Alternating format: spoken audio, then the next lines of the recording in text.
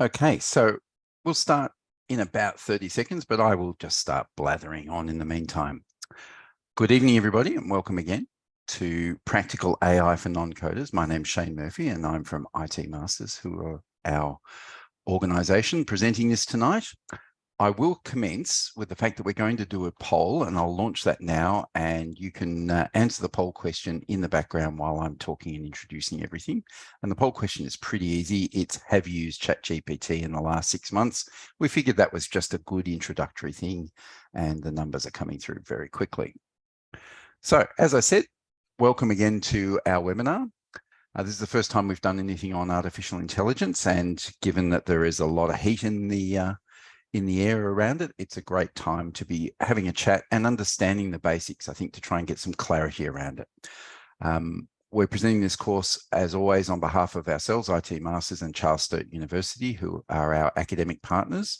And I believe there might even be a couple of Charles Sturt University people in the audience tonight, because Charles Sturt are people that actually run courses on AI, a graduate certificate in AI for people who are interested. Tonight, we'll be focusing on practical AI for non-coders. So just to be clear, we're not going to be talking about Python libraries and scripts too much in detail, but we are going to be talking about what AI is, how you can use it, and how it can make sense to you. We may also not want to talk too much about will AI end the world. We might leave that for another day, but we'll see. Might get there in the end. I'll be hosting you tonight. As I said, my name's Shane Murphy. Usually our host will be Jack Stewart, and Jack and I will alternate for this set of courses. We're on 4 weeks, same bat time, same bat channel, 7 o'clock on a Thursday night until early August. Your mentor for this evening, who I'll introduce in more detail in a minute, is Luca Ewington-Pizzos. And I'd really like to welcome Luca here, because this is his first course with us. So we're really excited about running this, and we're really happy that he was able to come along and do the course. And Luca's been working in the industry for some time. I'll let him tell you a little bit more about that later on.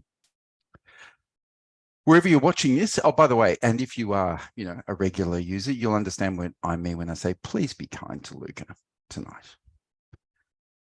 We hope you're all safe and well wherever you are in the world. And I don't know that we've actually used any AI in the course, although we were joking about our assistants, administrators and moderators. Lily and Kit are as good or better than AI in many respects, and they will be helping us from a moderation point of view. They'll be answering questions in the webinar chat session. Say hi to Lily, say hi to Kit. We'll see. And they are the backbone of our organization. They make everything happen. So no doubt, if you've spoken to anybody at the IT Masters in the past, you may well have spoken to Kit or Lily answering the phone and talking to you about stuff and helping you find out what you need to know. They are responsible for directing you to the learn.itmasters.edu.au website, which is our Moodle website where all of this course material is based. And Luca has given us a pile of other material for this course. So it's really interesting. There's a lot of good stuff there, including discussion forums, and we'll direct you to the discussion forums during the night as well. So make sure you go there and log in, have a look at the things. There's obviously exams and stuff as well if you want the certificates, but otherwise there's some really interesting material there. Some housekeeping. All webinars, as I said, will be held at the same time. If you can't make it for some reason to future webinars, we post them onto the Moodle course and YouTube within 24 hours of the course. So the day after, we'll actually get in there and pass them up. There are a couple of live YouTube videos in this presentation as well, which you might find YouTube will actually object to when we go to repost them. So you might find there's a couple of gaps. Don't worry about that if you encounter those in the pre-recorded ones later on. But it's always there, and we find that we get as many people coming to the courses later on down the track as we do actually doing them. We obviously use Zoom, and we encourage questions, we encourage chat. People have been doing this for a while. We'll often answer your questions in the webinar chat, but we'd like to split it all up. The webinar chat is for questions about when can I get the video, what's going on with this, all sorts of generic questions about IT learning and what IT Masters do.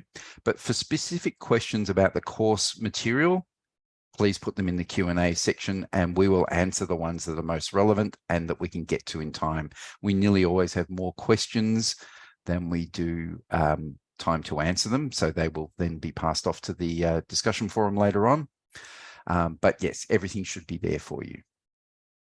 For those of you who've never done anything with us before, we are a training organisation. We're a partner for Charles Sturt University who are based in New South Wales regionally. And they have worked with us for over 20 years now. We're in our 21st year of working with them, providing online IT master's degrees, cybersecurity, all of that sort of stuff. We'll talk more about that in the next couple of weeks. We will, unfortunately for you, do a little bit of a session about what we do. But we market the courses for them, and we provide half of the subjects as well. It's a unique proposition the way we do it. You get in academic courses and industry courses from our mentors and their lecturers. If we do a good enough job on the free short courses, we hope that inspires you to come and study with us at some point in the future. With that said, the course is meant to be useful and rewarding in itself. We want you to learn interesting information, have some fun, and hopefully, you might connect with some of the other people that you chat to in the chat section. We've got over 4,000 people enrolled in this course already. We've had about 500,000 enrollments through our courses over the last 15 or so years since we've been doing the short courses. So we know that, generally what we're offering here has some value, and we're really proud of what we do. In the next couple of weeks, as I said, Jack or I will give you a bit of a spiel about CSU and an idea about what studying with us is like. So if you have any questions about that, please hold them over until we're talking about it, and we can answer those during that time. But really, I have blathered on well and truly enough, and I'm really pumped to introduce Luca and have him running this course with us. So please give him a round of virtual applause. Thanks very much, Shane. Hi guys. This is Practical AI for Non-Coders. Welcome. Just very short, brief introduction about me. I'm a data scientist. I'm working at Silver Pond. We're a data science consultancy in Melbourne. We are very, very cool. If you are a big company, come check us out. And I've been working in the field, since around 2018. I've run 2 startups, both involved AI to varying degrees. I've done government contracting. I've placed very well in Kaggle competitions. I'm that kind of I don't know, I'm on the sort of the the outside of the academic sphere. And I've done a lot of industry things, and I've done a lot of strange things for the last 6 years, but it's been a lot of fun, and it's all been AI focused. Did someone just call me a nerd? I think someone just called me a nerd. Can someone kick that person? No, I'm kidding. I think that's a compliment, to be honest. I'll take it as a compliment anyway. So that's what I've been doing. A lot of AI stuff, but very much not academic.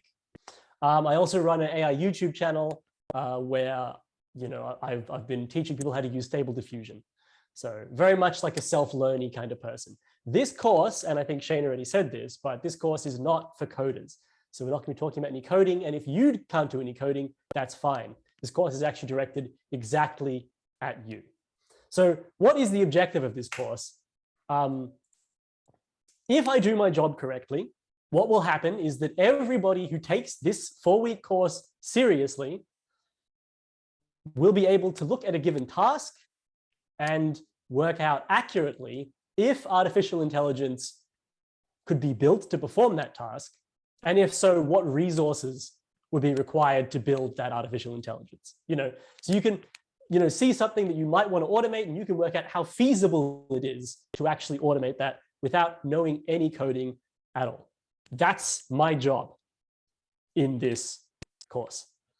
And at the very last session, what's going to happen is the class will choose a task.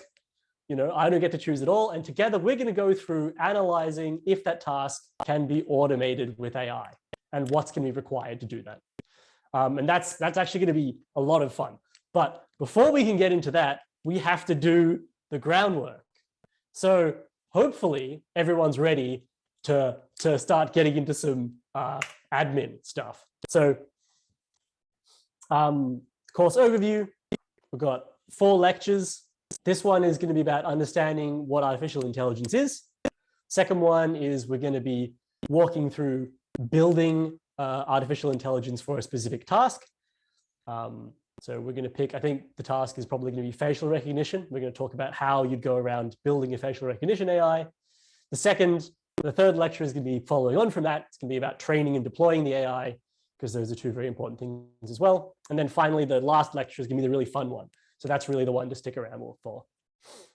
We're going to take a real world problem you guys are going to choose, and we're going to solve it with artificial intelligence. And now we're going to do the lecture overview, just very briefly.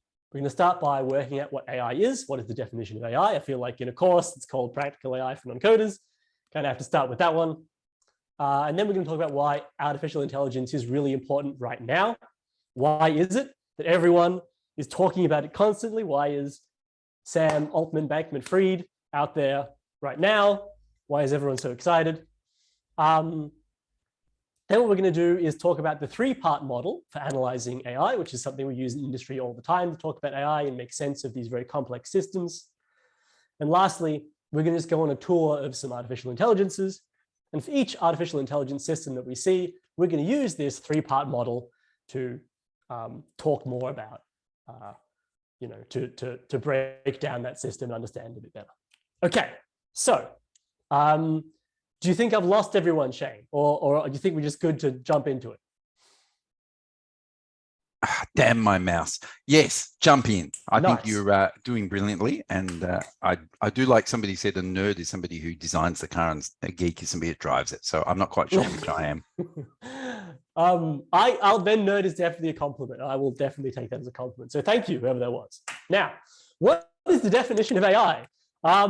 A really good definition is the one that John McCarthy gave in 2007.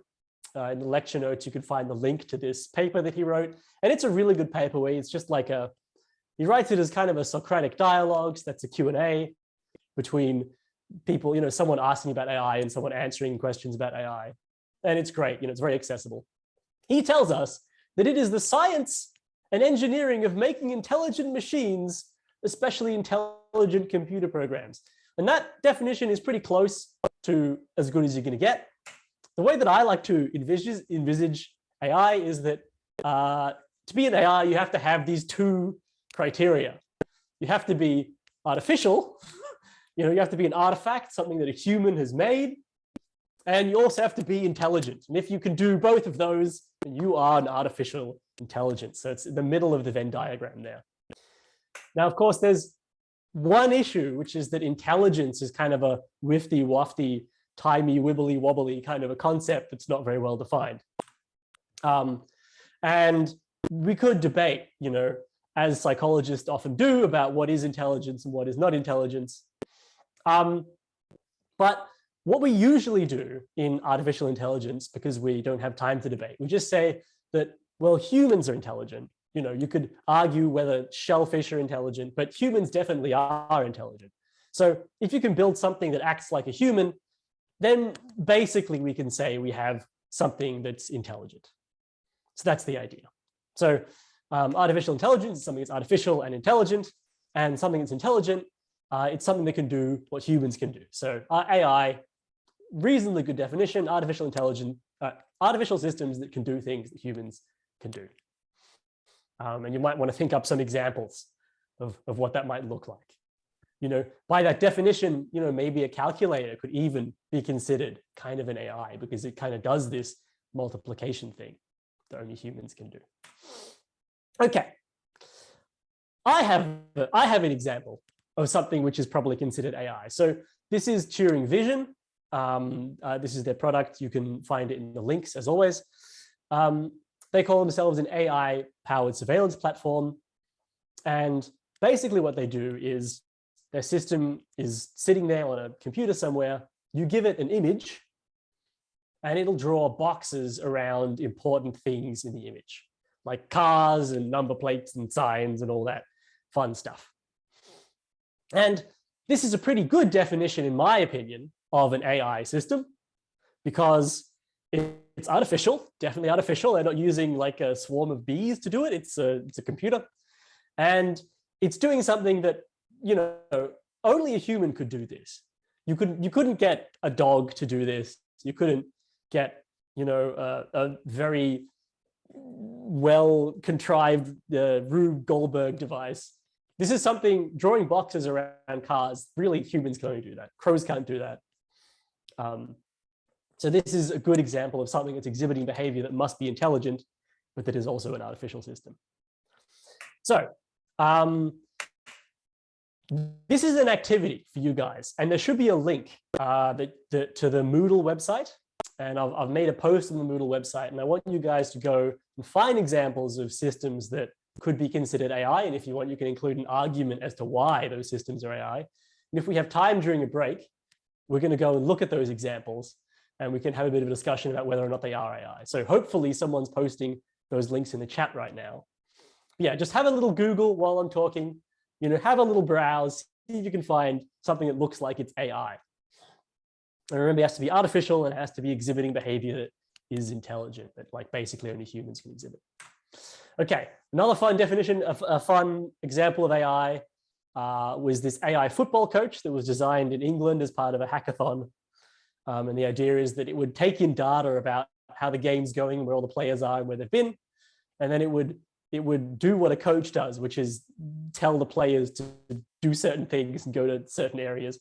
To be honest, I don't know how sport works, but this is another example of an artificial intelligence system because it's doing something that only a human could really do, which is like work out what a good strategy is for a sporting game. Is it just going to say, we take every week as it comes? Yeah, well, I guess if it's a bad coach, then yes, possibly. They look pretty happy, these guys. So I'm hoping it was a bit better than that.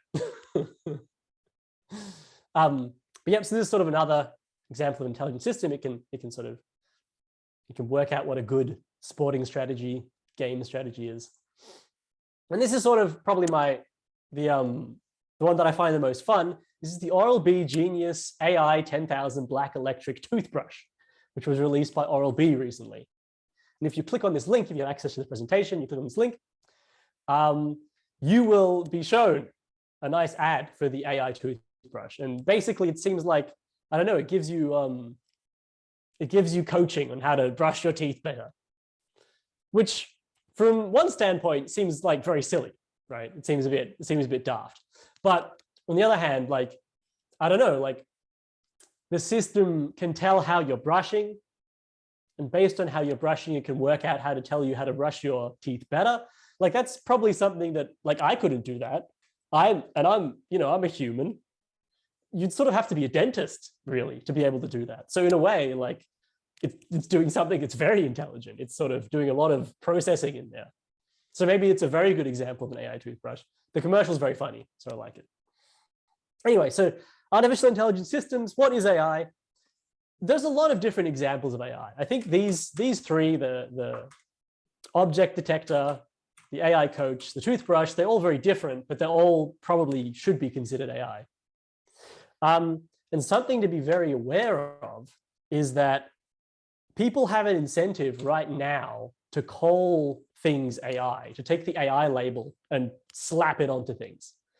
There was a study by MMC, which it's very interesting, I think, which tells us that since about 2015, if you have a software company, a software startup, and a startup that is also a software startup but has the term AI in it and claims to use AI, the AI one will be getting more funding by like a statistically significant margin. So at the moment, AI sells. It's a good way to market yourself. It gets people excited.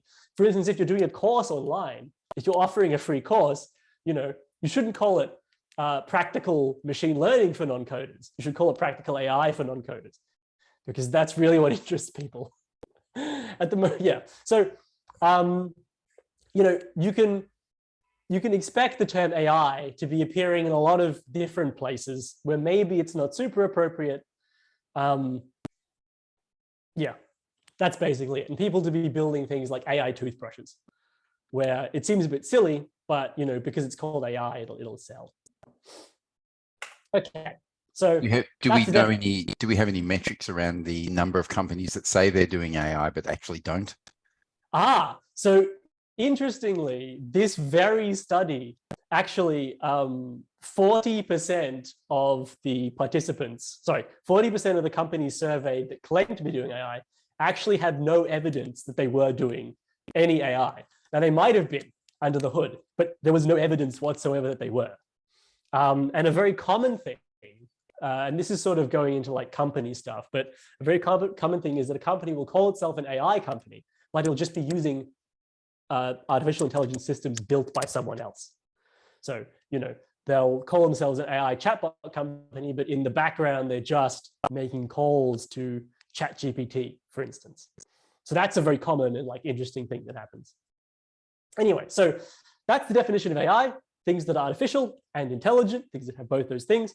But we can expect kind of marketing people to run away with this a little bit and start putting the term AI everywhere. And that's maybe why the term is a bit unclear at the moment, is because it's being used in this very broad liberal fashion.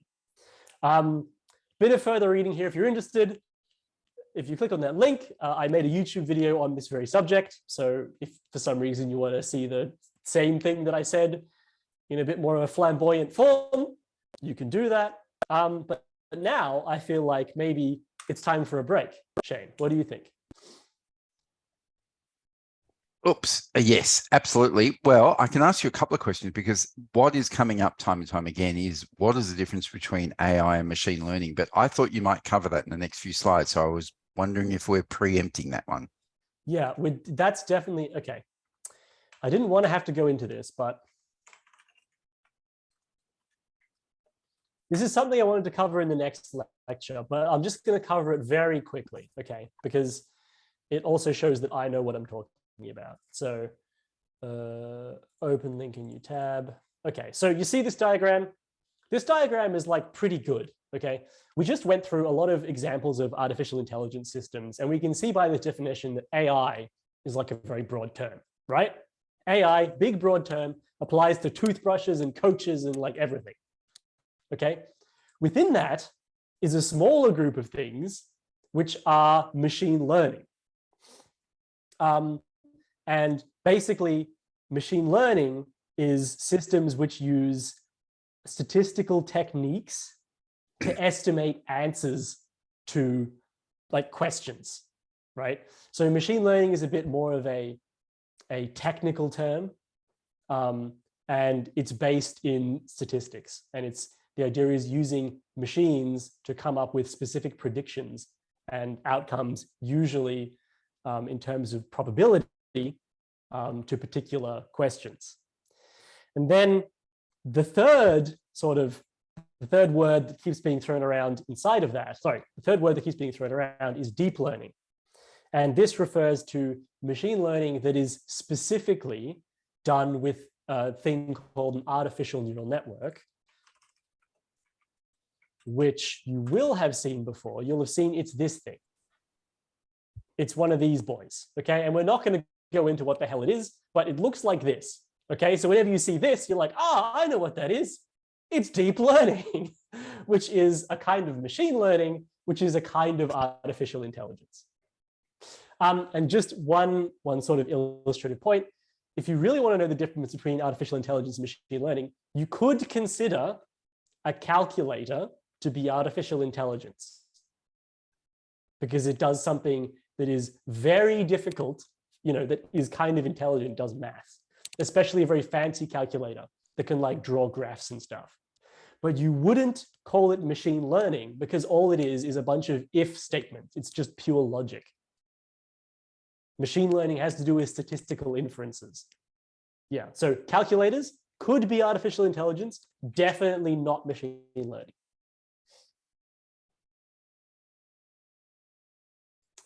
Okay, I will. I won't ask any more questions now, although I'm tempted to ask Cynthia's question, which is, do the robotic laws of Isaac Asimov apply? But let's just move on from that, because that is a beautiful question and absolutely to the point and totally irrelevant at the same time.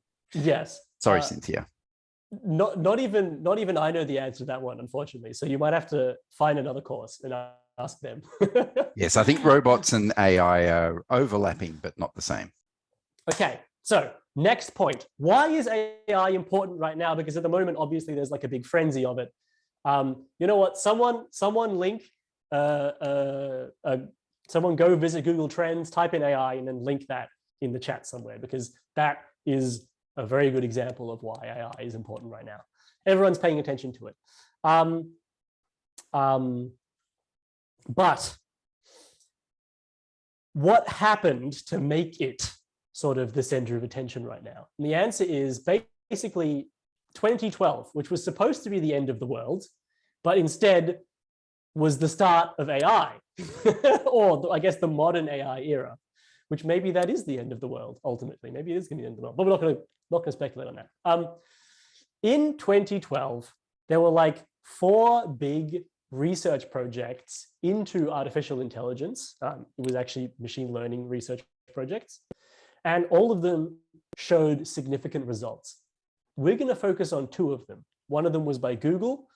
We're going to focus on 2 of the other ones. So the first one is Searson et al. So Searson and his colleagues achieved near human level performance on a data set of hand-labeled digits. So they built a machine that could take in a hand-drawn 0 or a 1 or a 2, like the ones you see here, and it spat out what number that actually was. In 2012, this was a huge breakthrough. Before then, machines were performing far worse than humans on this task. But in 2012, Searson and his colleagues managed to get near human level accuracy. And the other big breakthrough was that AlexNet, which was another project, achieved 75% accuracy on ImageNet, which was a huge jump up from the previous record. And 75% was also approaching human level accuracy, was approaching the 80% that the human was getting on this task. And in particular, what this task was there's this huge data set of very small images, like the ones you can see there. And the task was to take an image and classify it as a mammal or a vehicle or a craft or whatever. And humans performed about 80% of the time. They did this correctly. And AlexNet managed to do this about 70% of the time. And in 2012, essentially, what became apparent was that AI would surpass humans without a doubt at these tasks in the near future. Before then, it had been unclear. People had been trying to make AI work for 70 years, and there was very little clarity on how well it was going. But in 2012, it became certain, and we knew, okay, humans, our time is limited. And I guess I want to emphasize why 2012 was important, and why previous breakthroughs were sort of less important. So in 1996, Deep Blue, which was a computer built by IBM, beat Garry Kasparov, who was the world's best chess player at the time, at chess. And that was considered a really big landmark moment in AI because, a computer has beaten a human at chess, which is one of those things which really seems like you have to have intelligence to be able to do. And this was like, okay, that's it for the humans, right? But I want to compare Deep Blue versus the classifier that Dan Searson and his colleagues, the MNIST classifier, the hand digit classifier from up here, this one. I want to compare that to Deep Blue. So development time for Deep Blue was 12 years versus 3 years for Searson and his colleagues. It cost several million to build Deep Blue. IBM hasn't released their costings. It could have been as high as like 15 million or even higher than that. Deep Blue spent a lot of money getting this to work.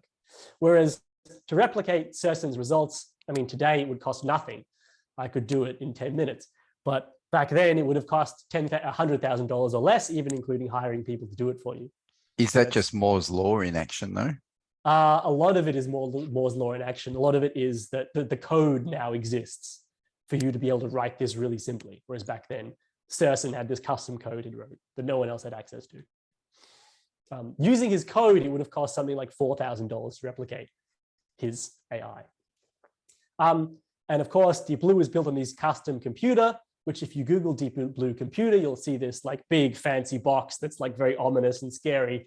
And that was built over years by the team at Deep Blue, whose the name I've forgotten, the leader of the team, but they were very smart and good.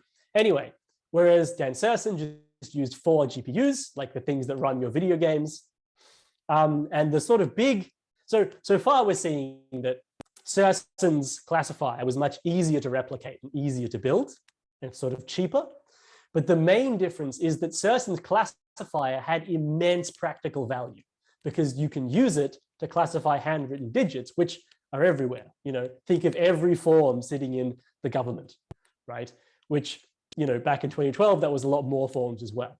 Processing those was a really big, important thing. And now, because of Serson's AI, you could do that automatically, something which had never been possible before. You compare that to Deep Blue, all it can do is play chess, which is great, but it has no practical utility. So this is the difference. This is what happened in 2012.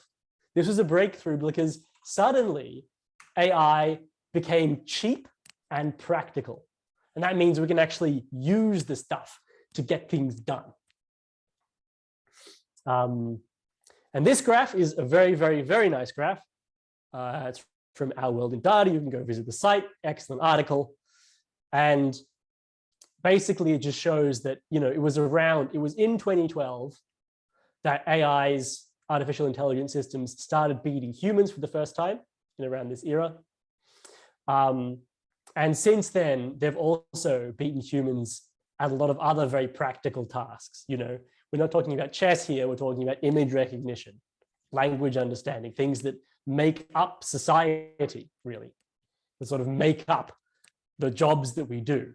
So cheap and practical AI started happening from 2012 onwards. And that's why right now is a really exciting time for artificial intelligence, because finally we can actually put them to work in the fields, so to speak. So that's why artificial intelligence is important right now. Okay, do you want to do a question maybe? So many questions. I will just pass by Ame's question, which is, can you use AI machine learning to predict lottery numbers? I would think the answer to that is yes, if you want to scam a lot of people. I think you probably couldn't use artificial intelligence and machine learning to predict lottery numbers, because I'm pretty sure lottery numbers are very random. Yes. Yeah. Brad's got a couple of questions which have implications. One is, can AI apply human reasoning, applying mitigation and reasonable adjustments to preset rules and conditions? That is an interesting question. So you're saying, can AI apply reasonable adjustments to preset rules and conditions? Well, basically, that's let's just talk about the MNIST classifier itself, right? Look at these handwritten digits, okay? You could try to make hard and fast rules, right? Strict rules that try to classify each digit. You could say something like, I don't know, if there's a bit of white and then a bit of black surrounding it, then you have an O. But then things like 6s and 8s and 9s would also come up to be O's. The thing is that it's really hard to create like if-then logic statements that will get you the right answers. So the reason that Dan Serson's MNIST classifier was so powerful was because it was able to make these kind of a bit more abstract rules, I suppose, that didn't always apply in each case. And it was sort of difficult to work out what the rules even were. Yeah, because it has more flexibility and doesn't rely on these hard and fast rules, these sort of if-then statements, the classifier was able to do a lot better of a job. Is that applying what they call fuzzy logic, or is that just a sci-fi term? Fuzzy logic does have another technical meaning, which is not what is being applied here, but the non-technical meaning of fuzzy logic, yes. So if we move on from that, Abhilasha is asking, well, if we're just doing all this machine learning on statistics, isn't that just what is the point at which a statistical algorithm becomes artificial intelligence? I think that's the point he's trying to ask. I would argue that a statistical algorithm that's sufficiently complex can appear to be intelligent.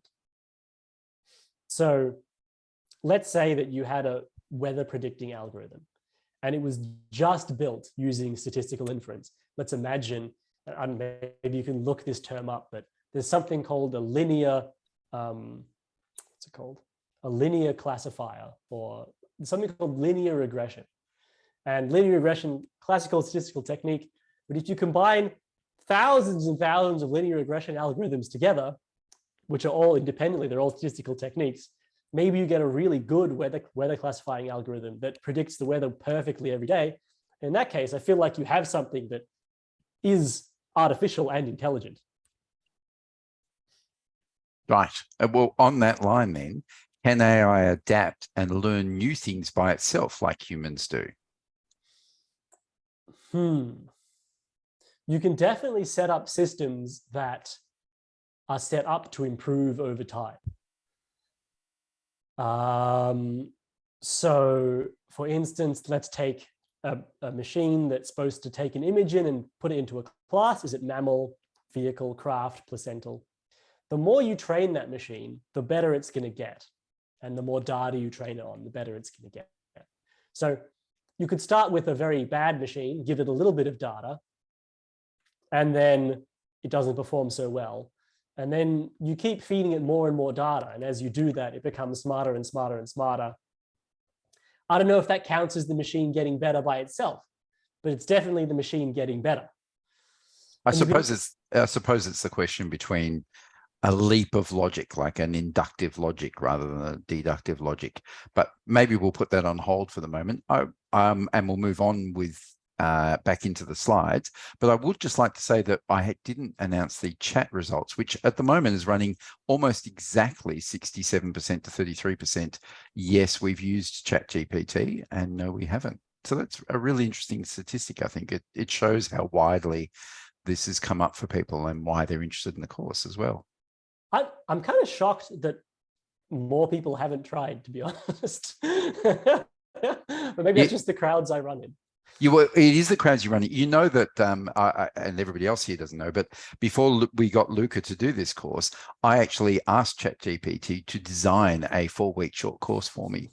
And I presented that to Luca and said, well, here's what the computer said. What do you think? So we had a bit of fun like that. It was actually surprisingly good, I thought. Yeah, it wasn't bad. I think I still used a few of the points.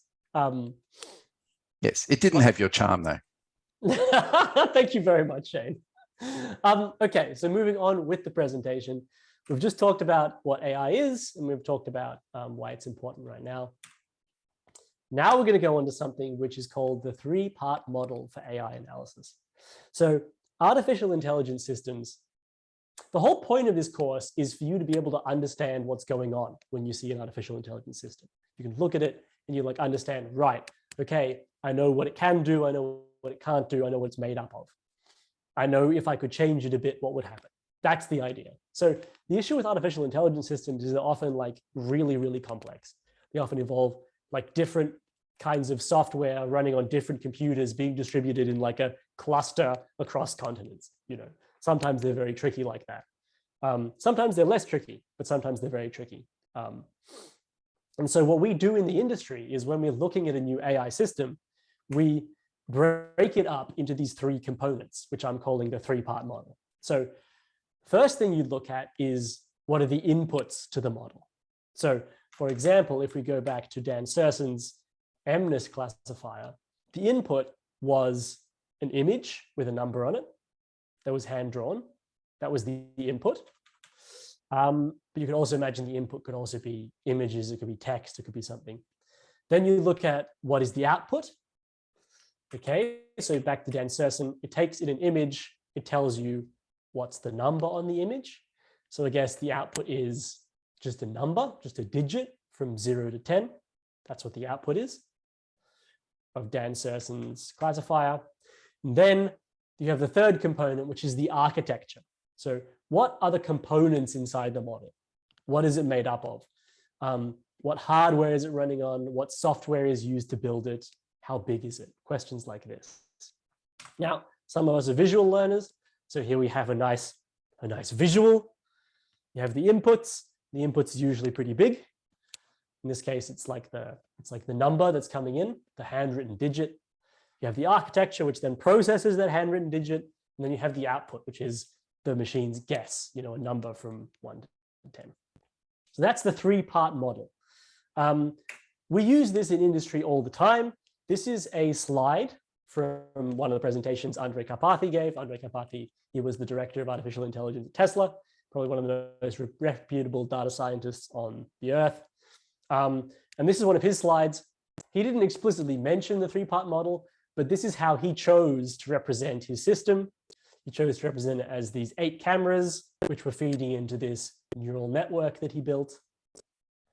And then what came out was this 3-dimensional vector space, which was basically a guess at what the world looks like. And you can see the machine's guess. It's sitting here on the little panel inside the Tesla car. So as you can see, Andrej Karpathy is also talking about the 3-part model here. He's got the input, the 8 cameras, the architecture, which is the neural network, and the output, which is the vector space. Obviously, don't worry about what those things are, but the point is this 3-point model is actually used in industry all the time. And it's very, very helpful to understand artificial intelligence. Okay, so that's the 3-part model. Does anyone have any questions specifically about the 3-part model? Because this is a really key part of this course. And if you don't understand it, you're probably going to get less out of this course than I would like. I'm just looking because there's so many questions. I don't think there are specific questions about the 3-part model. There are lots of questions about other things along the way. And there's a lot of very quite interesting questions, but not about the 3-part model. Someone says the 3-part model seems like a very well-formed script. So that's nice. But that's not a question. Okay, so great. It sounds like the 3-part model is cutting through. That's really good. Again, I think there's some people wanting to know more about the architecture, but I think we can move on from that because that's a bit hard to explain in 2 minutes. Yes, so we're going to get more into the architecture in lessons 2 and 3 because architecture is very, very, very, very tricky. So what we're going to do for the rest of this lesson is we're going to look at some AI systems out there in the world, and we're going to try to think, what are the inputs, what are the outputs, what is the architecture for these AI systems? For this first one, don't worry about the architecture, just think, what are the inputs and the outputs? So I'm just going to use ChatGPT, which ChatGPT, very good example of a system which is both artificial and intelligent, or it appears intelligent. And the way there was a question about whether it was more machine learning than artificial intelligence too, by the way. Which, sorry? ChatGPT in particular. I would say that ChatGPT is a very classic example of artificial intelligence because it really, really, really, really seems like it's intelligent. To the point where it's tricking Google engineers into thinking that it is intelligent. So it's definitely artificial intelligence. It's also machine learning, right? So remember how, so everything that is machine learning in this graph is artificial intelligence as well. Machine learning is like a smaller part of artificial intelligence. Personally, I don't know if that's true because you can build statistical models that are machine learning, but that aren't artificial intelligence. Point is, it is both.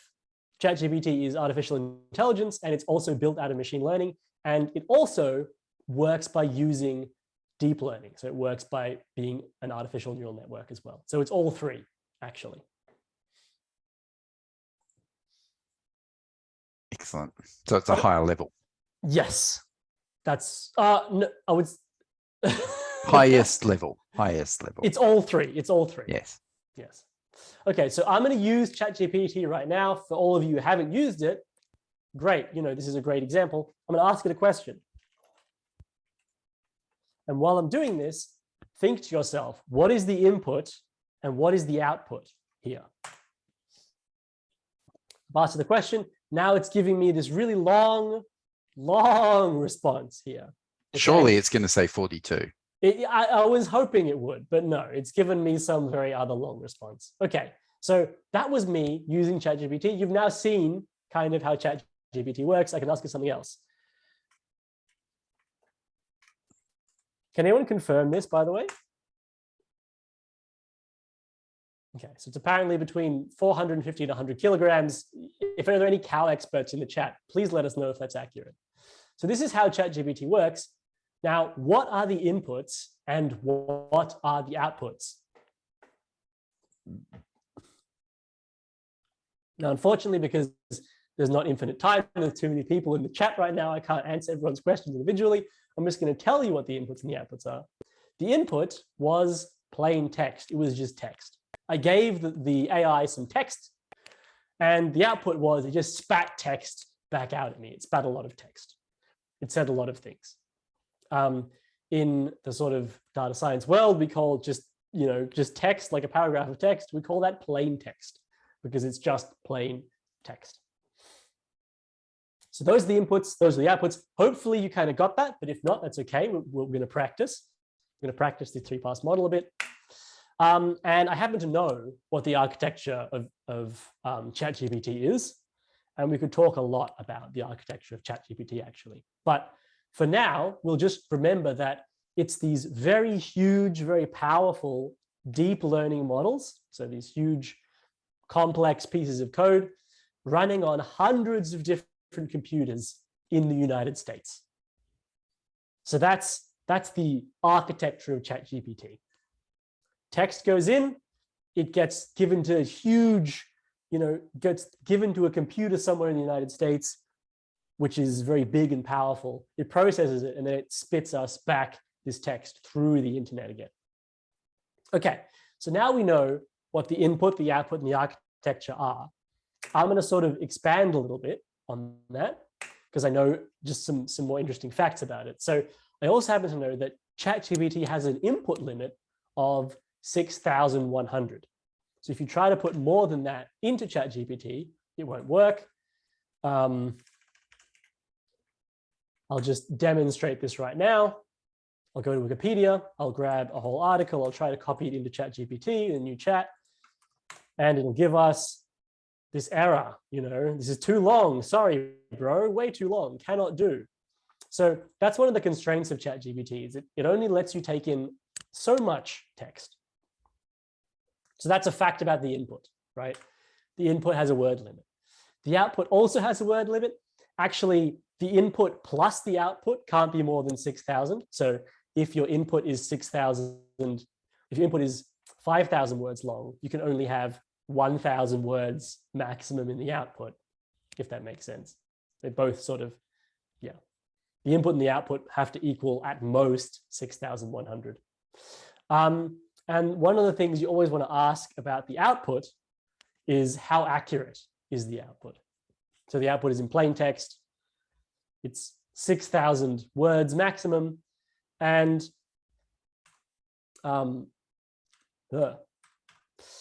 this graph kind of gives us an idea of how good the output is. So what they did is they got ChatGPT to take a bunch of exams. They fed it the exam questions, took the answers, graded the answers, and here were the outcomes. And as you can see, it performs very well on certain university exam subjects like psychology, apparently, and environmental science, and performs pretty well on math. But it doesn't perform very well on AP English literature, apparently. So it's better at these kind of things and worse at these kind of things. So I guess that's another thing about the output. Plain text output has a limit of the output, how long it can be, about 6,000 words. And it does pretty well on university exams. So it must be at least kind of smart. And again, the architecture, huge machine learning models, they're running them on hundreds of computers in the US, maybe thousands of computers. Okay, so given what we know about the input, the output, and the architecture of this system, what are some constraints of this system? And this is actually, if you could put this in the chat, that would be really good, or put it in the QA, right? Can someone think of something this system can't do? I'll give you an example. This system cannot read a whole Wikipedia article in one go and tell you something about it. And we know that it can't do that because I just showed you. But we know because it has this word limit of 6,000, right? So one constraint of this system is that the input is not very long, and therefore you can't get it to analyze really long passages of text. Does anyone else, and I think we should stop the questions here because this is really important, can anyone else think of any other constraints? Someone already said, summarize Marcelo, summarize articles, long text. Exactly. Okay, so Marcelo, ahead of the game. I think one of the questions was, when will that be overcome? Because surely that's just a limit that's on that. particular instance, and it will be overcome relatively quickly. They're working on it. There was a paper where they got like 1 million words. Actually, I think it might have even been 1 billion words, actually. I think it was 1 billion words, but they kind of fudged it a little bit. So they are working on it. Probably in about a year or so, you'll be able to feed in a Wikipedia article. Maybe 6 months. Right. There are a lot of questions about capture, and my understanding of capture is that it's not AI. It's just that they actually time how long it takes you to answer, and therefore they determine you're not a computer because you're not too fast. That's very, very funny. I don't know the ins and outs of capture. I'm sorry. I just know that it's like I know that capture, people try to make it hard for AIs to crack, and AIs try to be good at cracking it. So it's sort of like an arms race. As all of this stuff will be. By the way, I've got both Lily and Kit are going headlong into looking at the questions, but there are so many here, and I'm trying to read them and find ones that are relevant. Sorry, can this system be more ironic? I think we'll just leave that. I'll show you some examples of some constraints of the system that we can infer. Brad was also talking earlier about, rather than using the word architecture, that traditionally you would use the word transformation. I'm not sure that I would agree there. I don't know where that's coming from. Okay. I think it was a traditional systems view was a number of people mentioned that. Okay. I can certainly, look, the words aren't super important. The point is you're referring to sort of the body of the machine that takes in the input and processes it. I think the word architecture is quite good. Luke's also saying, are all AI models based around neural networks, or are there other types of AI? There are definitely other types of AI. Like I said, a very complicated calculator could probably pass as AI. You know, if a calculator, even just a normal calculator it seems like it's kind of intelligent, right? It seems to exhibit some kind of smarts, especially calculators that can do things like draw graphs and things like that. Whereas they're not made out of neural networks. We'll be going more into that distinction in the next lesson. Okay. Let's move on. Wait, I think someone said here that ChatGPT can't draw pictures. And that's a very, very good example of a constraint, because we know the input is plain text and the output is plain text, so it's not able to draw pictures. I'll give you some other examples of constraints.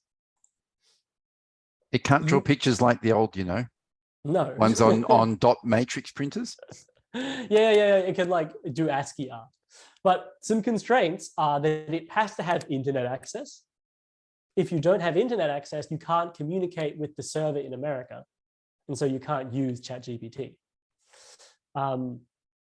You can't get it to read the whole book for you. That's what we said. You can't get it to craft an essay for you in one go. Because again, you have this limitation on the output. It can only output 6,000 words. If you have a 10,000 word essay, it won't be able to write that for you. And apparently it's quite bad at something like AP English literature. So you can expect it to perform poorly if you ask it to answer questions about literature. Everybody's bad at literature. Yeah, well, certainly ChatGPT is, that's for sure. Because it requires a certain amount of contextual leaps of imagination to be, to discuss literature and the concepts behind it. Even different, I'm surprised it ranks so highly on art history, because that's a similar thing, but you've got a concrete thing to talk about. Literature, I think, is more conceptual, and would be interesting to map the progress of literature on artificial intelligence over time as a measure of how well it was emulating humans. Yeah, I agree as well. I think it's very interesting that it didn't perform well in that exam. Okay, so let's go on to the next example. Again, this is going to be a handwritten digit classifier. Can I just interrupt? Sorry, Luca, to say that all these links that you're putting up, people won't be able to click on them at the moment or on the YouTube video. However, they are all listed in learn.itmasters.edu.au. They're all labeled up there. Gotcha. You know what? Since we're almost out of time,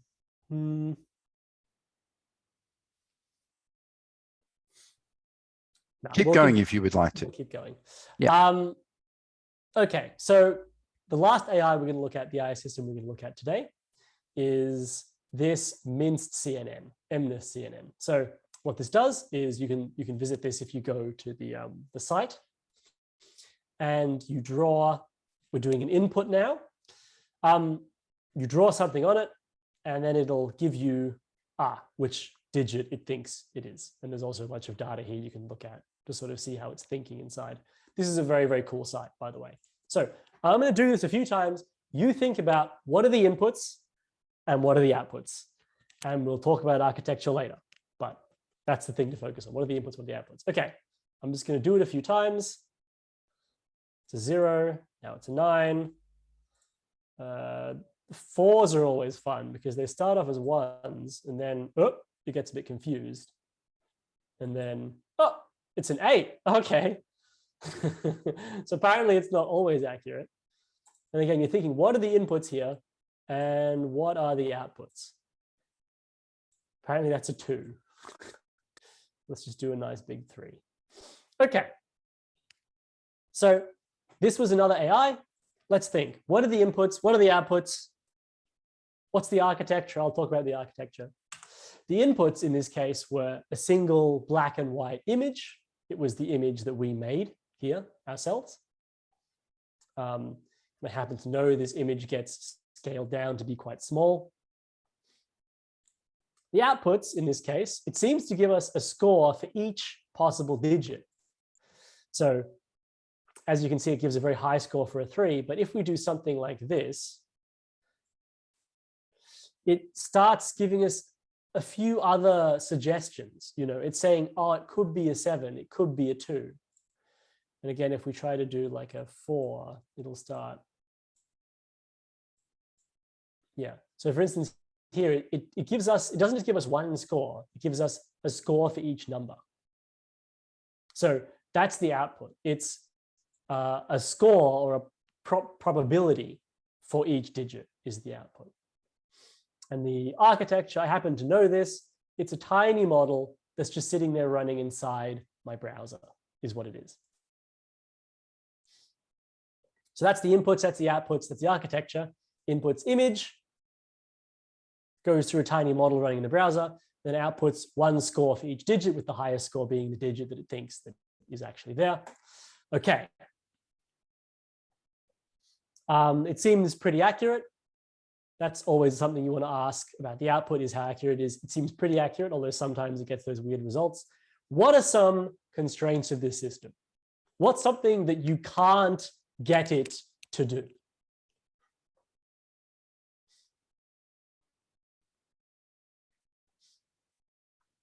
And one good example, one very good example of this, something you can't get it to do, is classify letters. That's something it can't do, because we can see this because the output only gives us one score per number. So let's say, we were to draw a B. It has no way of saying that that's a B. Instead, it just assumes it's an 8. Or if we draw a Z, even if the model somehow knew that it was a Z, it couldn't express that because there's no Z score. So that's one constraint. Another thing is it can only classify one image at a time. You can tell that because it's producing one classification at a time. And lastly, it can't classify very small images. We'll talk about that later, though. And then here are some possibilities, right? You could, at the moment, it classifies images of this size. But what you could do is you could make a really big image and then scale it down and pass it in. And this way you get to classify very big images as well as very small images. But I believe we're probably coming towards the end of it. Is that right? Yes. In fact, we're going to close questions down in a minute because we're technically out of time, but we have more questions that we can hope to deal with. But please continue. Yeah. Okay. Cool. So I'll just wrap it up. When you get the slides, there's also sort of an interesting thing on Tesla. and how you can apply the three-part model, input-output architecture, to Tesla to try to get a better understanding of what's possible and what's not possible in their self-driving car architecture. But essentially, let's just cover the big bits. So firstly, what is AI? It's something that is artificial and intelligent. Anything that has those two things is AI. Why is artificial intelligence important at the moment? It's because only very recently have we been able to build artificial intelligence systems that are both cheap and practical. And this graph here is like a really, really good example of why that is. This graph is an excellent, excellent graph. It shows you exactly why AI is important right now. And then lastly, when you want to look at an artificial intelligence system, if you see one out there and you want to start analyzing it, work out what it can do, what it can't do, first thing you want to do is use this three-part model, break it up into its inputs, its outputs, and its architecture. And that'll give you a really good way of understanding what it does. Next lesson, we're going to be looking more at the architecture, and we're going to be talking about using this three-part model to build a system to solve a problem. In this case, it's going to be facial recognition. So hopefully that should give you a bit of a deeper understanding about what's going on inside here. But that's it. That's it. Fantastic. Well, we have, I would recommend to everybody, by the way, as a preface, that you all download the chat, because there's a pile of stuff, including links from a lot of people during the course of the evening. And there's hundreds and hundreds of comments, a lot of which are really useful for people. So I'll preface the questions that we can answer in the sort of 15 minutes or so that we've got for questions. I'm going to start with inputs. Do they breach information security privacy standards? Can they release sensitive information in outputs, or is this prevented within the architecture? I'm assuming that's about ChatGPT. Somebody else was asking about whether it was aware of copyright, which I'm assuming the answer is no. Yes, you can definitely ask it questions about copyright and it can answer you, but it might not be aware of its own breaches of copyright, if that's what you mean. Yeah. Yeah. Let me just see. After feeding the machine enough data, I suppose this question's been asked in different ways by different people. If we feed the machine enough data, what's the point at which it becomes sentient's not the right word, but able to make leaps beyond the data it's been fed?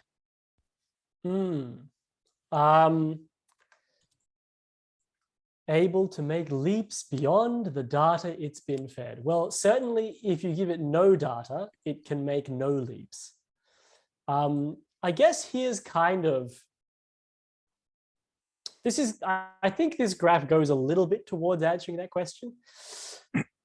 There's no set number of images or pieces of text that you can feed in. It's not like you feed in 30 and then at 31, suddenly the machine becomes intelligent.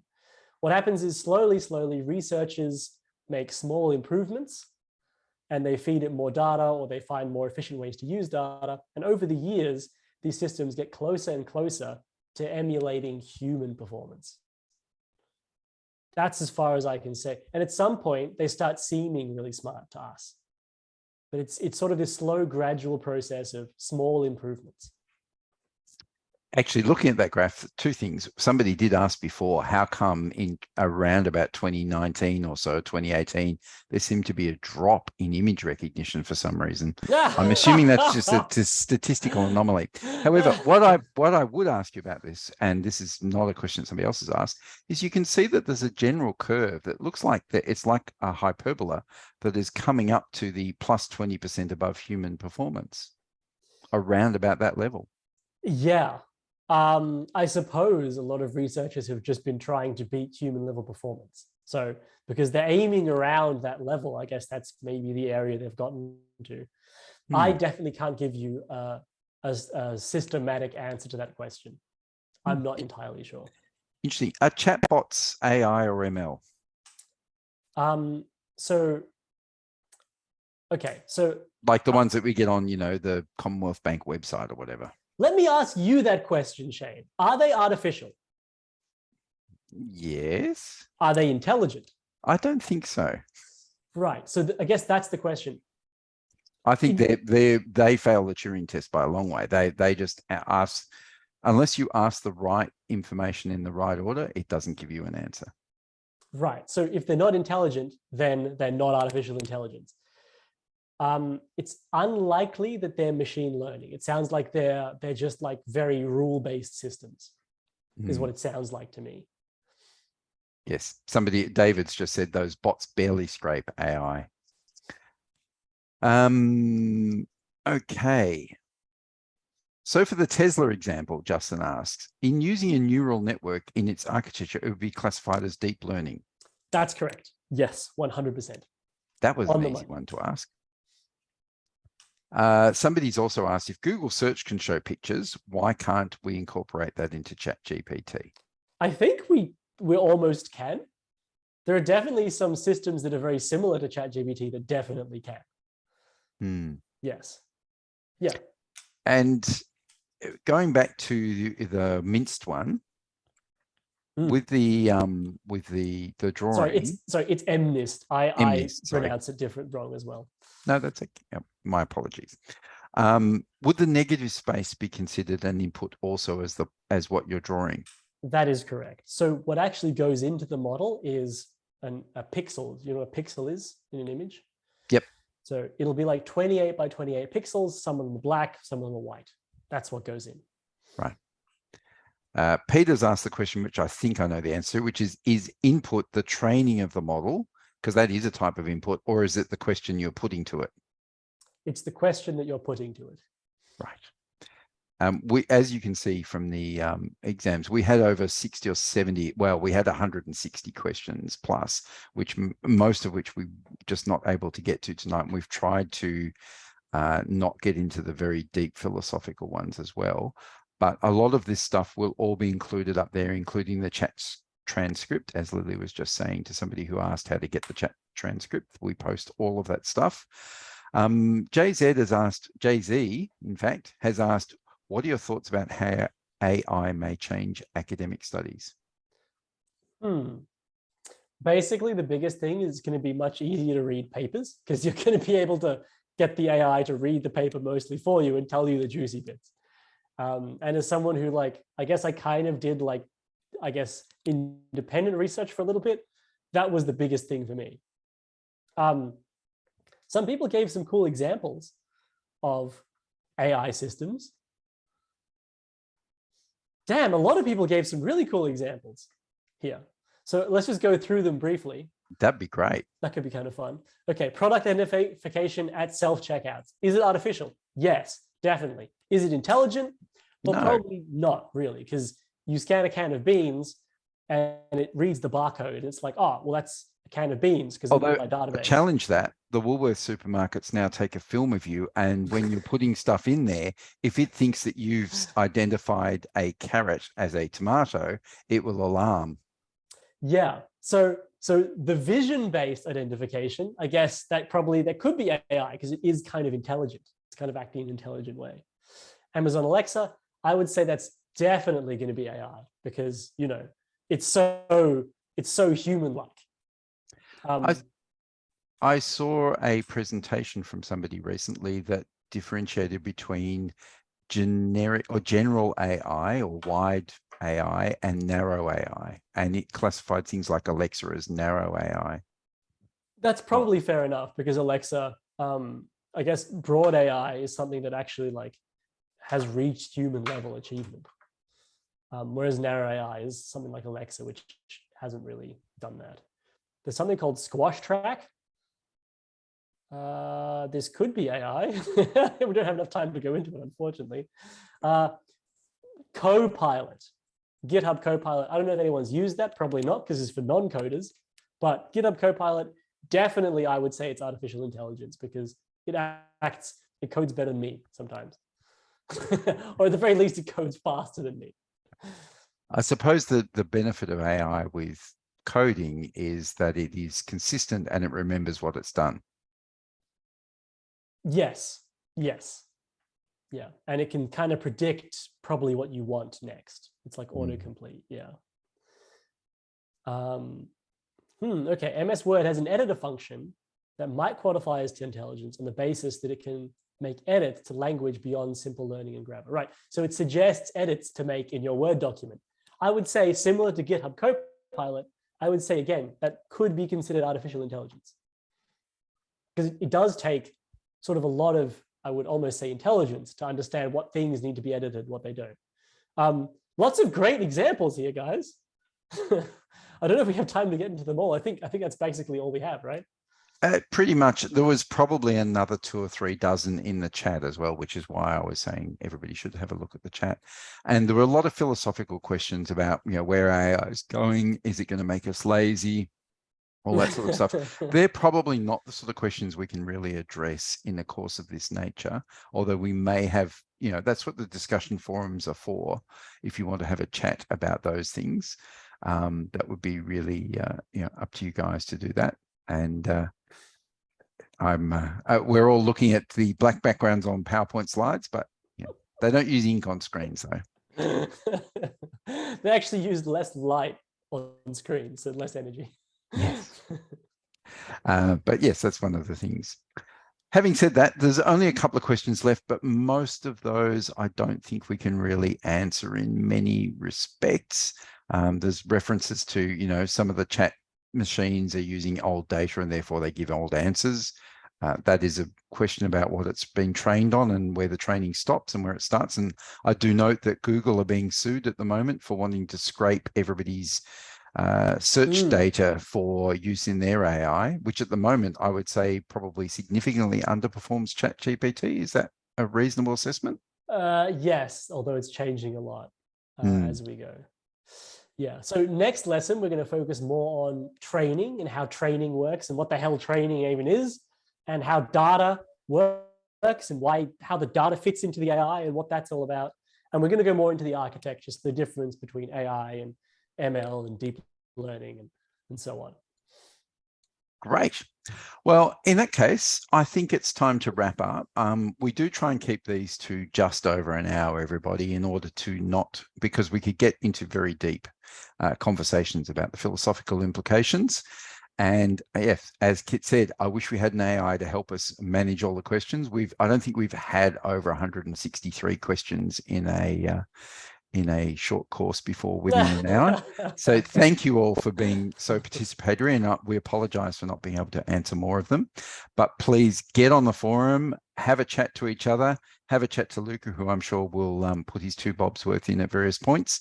And it's been lovely to have you all here tonight. And thank you so much. Thank you, Luca.